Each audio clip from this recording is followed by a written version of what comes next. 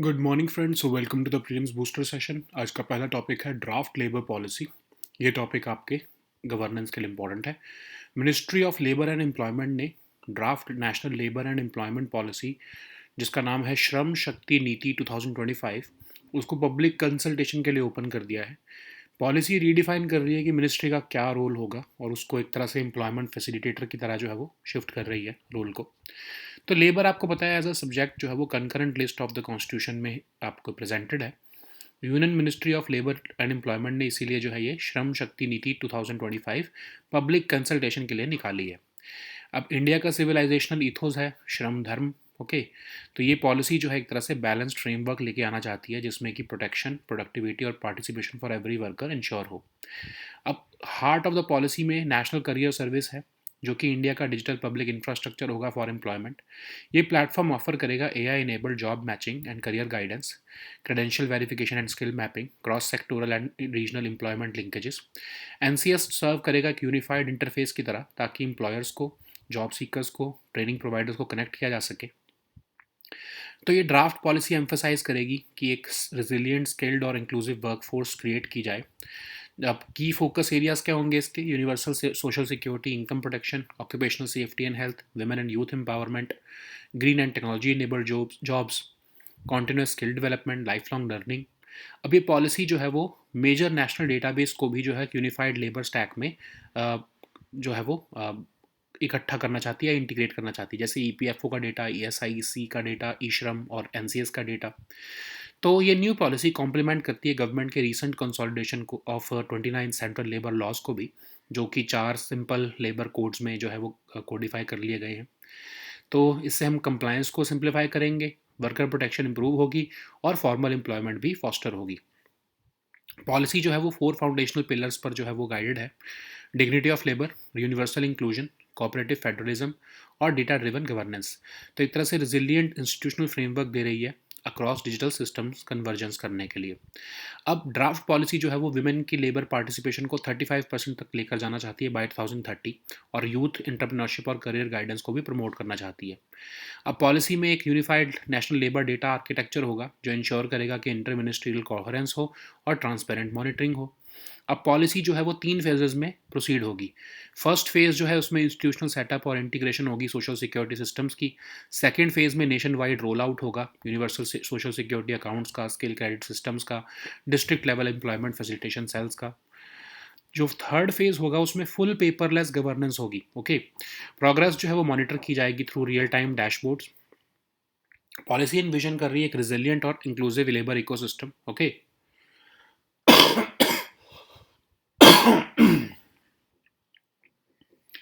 Next हम topic देखते हैं फॉरेन करेंसी सेटलमेंट सिस्टम। ये टॉपिक इकोनॉमी के लिए इंपॉर्टेंट है। तो यूनियन फाइनेंस मिनिस्टर ने एक फॉरेन करेंसी सेटलमेंट सिस्टम जो है वो लॉन्च किया है international financial services centre Gujarat के गिफ्ट सिटी में। इसको एस्टैब्लिश किया गया है under a comprehensive legal and regulatory framework of the payment and settlement systems act of 2007। ये ऑथोराइज्ड है बाय IFSCA और ये इनेबल करता है foreign currency transactions between IFSC banking units, जो इनको लोकल ही सेटल किया जा सकता है इंस्टेड ऑफ उनको राउट करना थ्रू ट्रेडिशनल कॉरेस्पॉन्डेंट बैंकिंग राउट। तो ये एक स्ट्रक्चर्ड फ्रेमवर्क देगा settlement of foreign currency transactions को। शुरुआत में तो सिस्टम जो है सिर्फ US डॉलर ट्रांजैक्शंस ही सपोर्ट करेगा, लेकिन बाद में फिर और फॉरेन करेंसीज भी इसमें ऐड कर दी जाएंगी।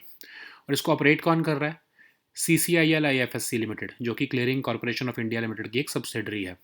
अब IFSC ये क्या है? स्टेचुटरी अथॉरिटी, जो कि आपकी 2019 के एक्ट के अंदर बनाई गई है और ये डेवलपमेंट और रेगुलेशन देखती है फाइनेंशियल प्रोडक्ट्स की।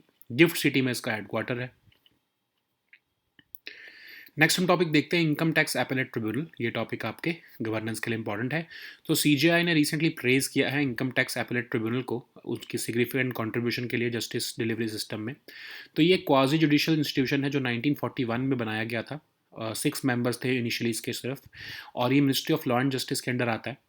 और इसके जो प्रेसिडेंट होते हैं वो जो है एक बेंच कॉन्स्टिट्यूट करते हैं among the members of this tribunal, और हर बेंच में एक अकाउंटेंट मेंबर और जुडिशियल मेंबर होता है। कुछ स्पेशल केसेस में स्पेशल बेंच भी बनाया जा सकता है 3 या 4 मेंबर्स, 3 या ज़्यादा ज़्यादा 3 से ज़्यादा मेंबर्स का, और ताकि इनकम टैक्स अपील्स को डिस्पोज ऑफ किया जा सके। अब फंक्शंस क्या है इसके?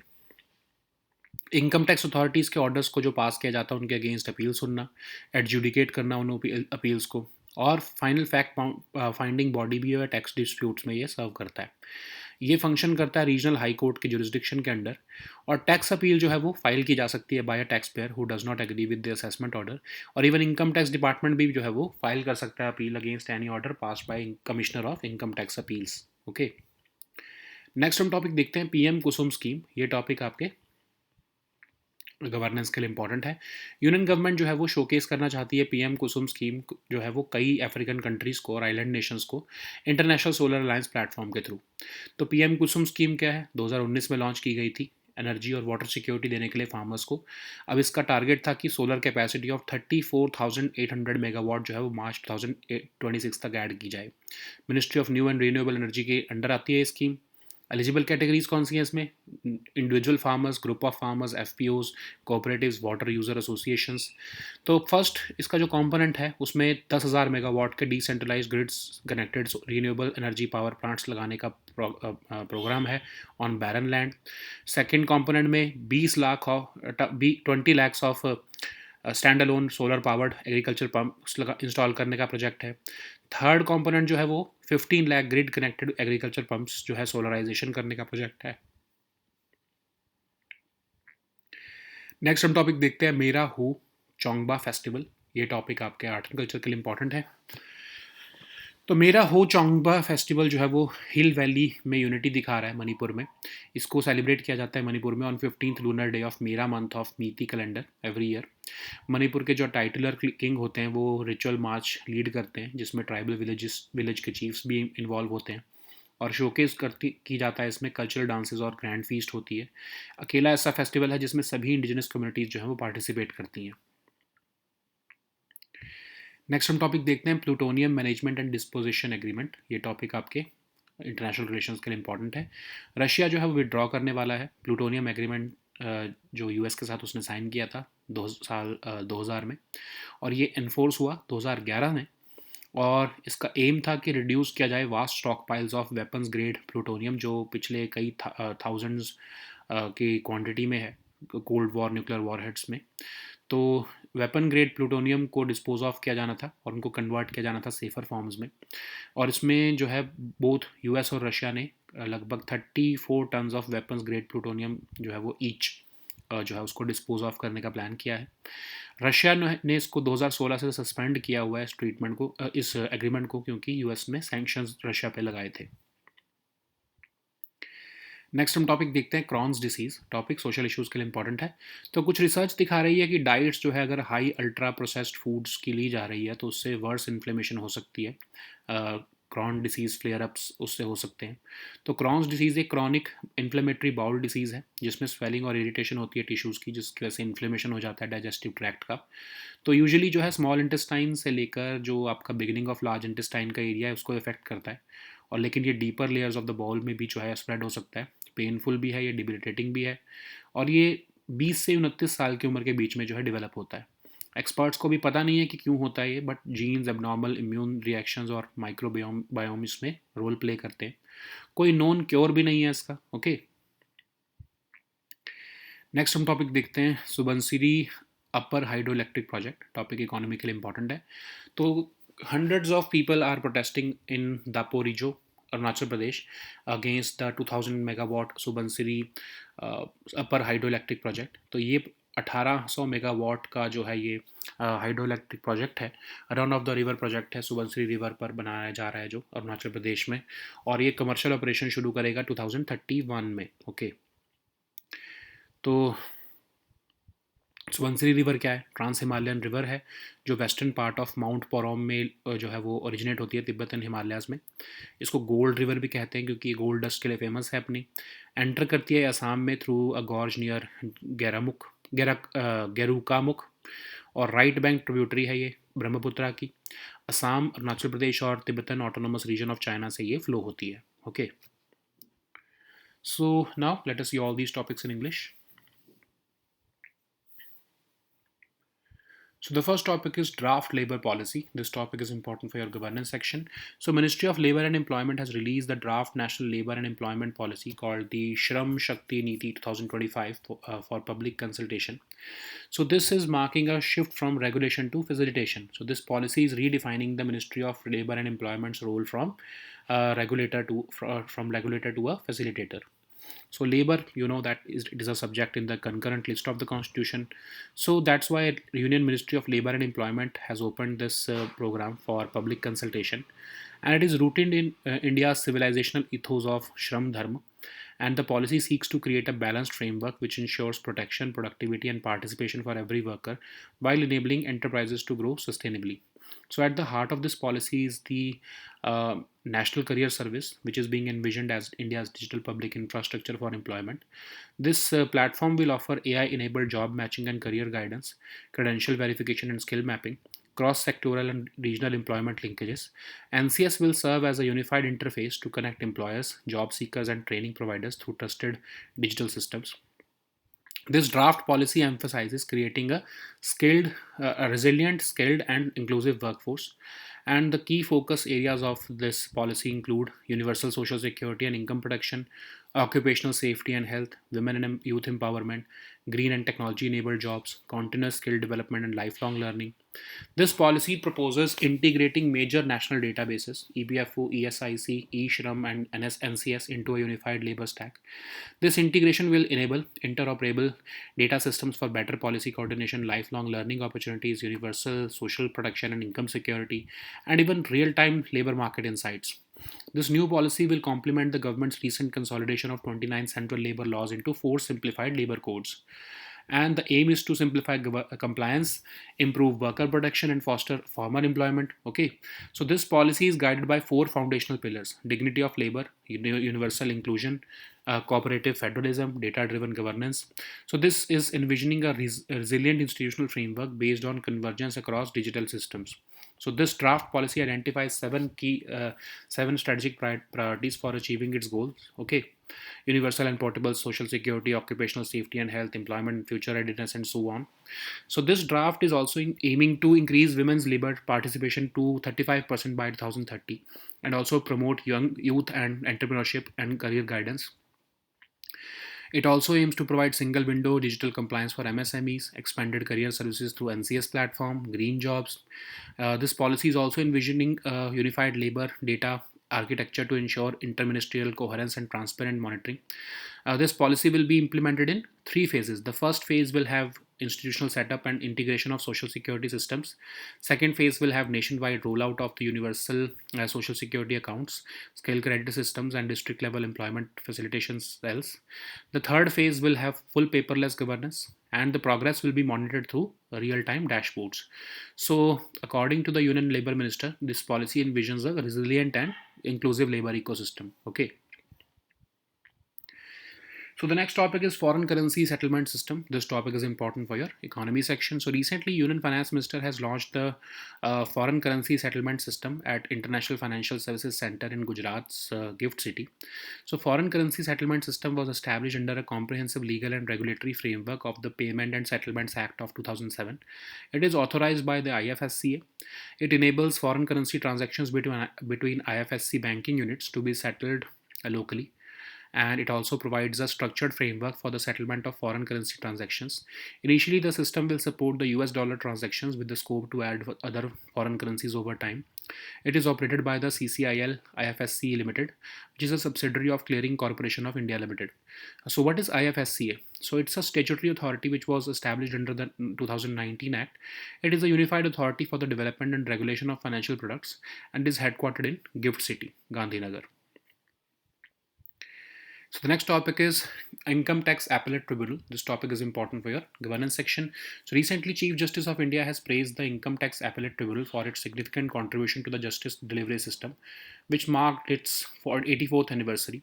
So Income Tax Appellate Tribunal was it's a quasi-judicial institution set up in 1941, and it started initially with just 6 members. So it functions under the Ministry of Law and Justice. Remember that it is not part of the finance ministry.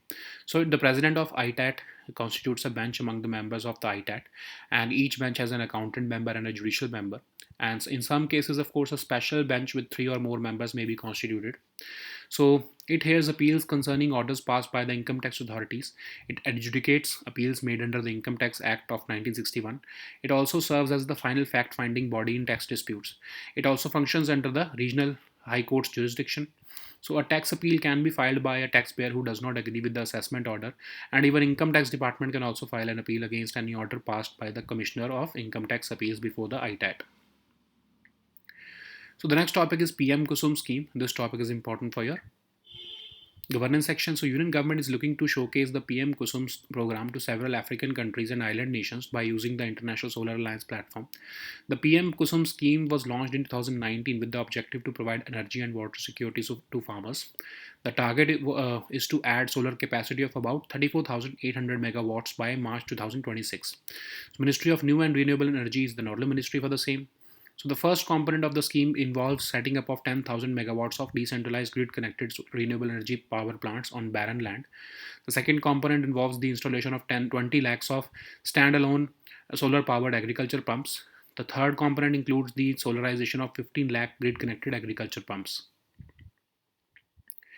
So the next topic is Mera Ho Chongba Festival. This topic is important for your art and culture section. So recently the Mera Ho Chongba Festival, which symbolizes Hill Valley unity, was celebrated in Manipur. So it is celebrated every year on the 15th lunar day of the Mera month of Meeti calendar in Manipur. So Manipur's titular king leads a ritual march involving the tribal village chiefs. The festival culminates with a showcase of cultural dances and a grand feast. So it is the only festival in Manipur in which all indigenous communities participate. So the next topic is plutonium management and disposition agreement. This topic is important for your international relations. So Russia is moving to withdraw from the plutonium agreement with the United States. So it's an agreement between the US and Russia which was signed in 2000, but it came into force in 2011. It is aimed to reduce the vast stockpiles of weapons grade plutonium left over from thousands of Cold War nuclear warheads. The aim of this agreement was to dispose of the weapons grade plutonium by converting it into safer forms. It committed both the US and Russia to dispose of at least 34 tons of weapons grade plutonium each. Russia in 2016 suspended implementation of the agreement, citing US sanctions. Okay. So the next topic is Crohn's disease. This topic is important for your social issues. So recent research has suggested that diets high in ultra processed foods may worsen inflammation in the gut and raise the risk of Crohn's disease flare-ups. So Crohn's disease is a chronic inflammatory bowel disease which causes swelling and irritation of the tissues called inflammation in the digestive tract. It usually affects the small intestine and the beginning of the large intestine. This inflammation often spreads into the deeper layer of the bowel. This disease can be both painful and debilitating. It is more likely to develop in people between the ages of 20 and 29. Experts are not sure what causes this disease, but they think that genes, abnormal immune reactions, and the microbiome play a role. There is no known cure for Crohn's disease, but therapies can greatly reduce its symptoms. So the next topic is Subansiri Upper Hydroelectric Project. This topic is important for your economy section. Hundreds are recently protesting in Daporijo, Arunachal Pradesh, against the proposed 2,000 megawatt Subansiri Hydroelectric Project. So this Subansiri Upper Hydroelectric Project is a 1800 megawatt hydro power project, which is a run-of-the-river project planned on the Subansiri River Basin in Arunachal Pradesh. It is expected to enter into commercial operation in 2031. And what is Subansiri River? It is a trans-Himalayan river originating from the western part of the Mount Poron in Tibetan Himalaya. It is called the Gold River. The Subansiri River, it is also because it is famous for its gold dust. It enters into the plains of Assam through a gorge near Gerukamukh, and it is the right bank tributary of the Brahmaputra. It joins the Brahmaputra river in the Lakhimpur district of Assam, and it is flowing through Assam, Arunachal Pradesh, and Tibetan Autonomous Region. Okay. So these were our topics for today. We'll meet next time with new topics. Until then, goodbye and take care.